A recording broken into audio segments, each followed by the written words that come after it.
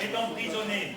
Est emprisonné pour la simple raison qu'il serait passé devant la demeure d'un rabbin extrémiste et qu'il aurait eu l'intention, paraît-il, de fomenter un attentat à l'égard de cette personne.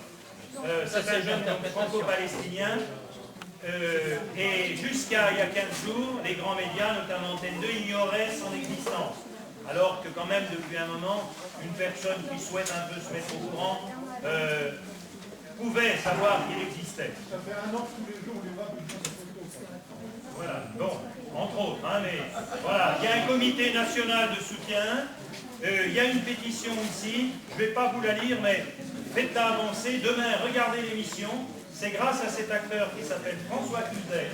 Il y a 15 jours, il a mis Copé, un de nos grands champions de, vous savez, ceux qui vont chercher les prisonniers français dans le monde entier, hein, avec leur chef de file, mais ils ignoraient Salah Hamouri, comme par hasard.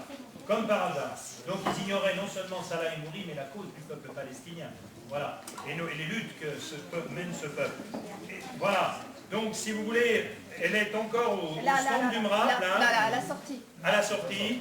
Et puis demain, regardez cette émission et puis continuons à donner vie à cette bataille-là, parce que d'abord pour ce jeune homme en premier. Hein, voilà, elle est sur Internet, Salah Hamouri, vous devriez tomber sur le site, mais signez-la tout de suite, faites-la signer, faites-la connaître, parce que là aussi, c'est aussi notre action, et si on arrive à la populariser, je pense que ça aidera aussi à faire connaître tout ce dont on a parlé aujourd'hui.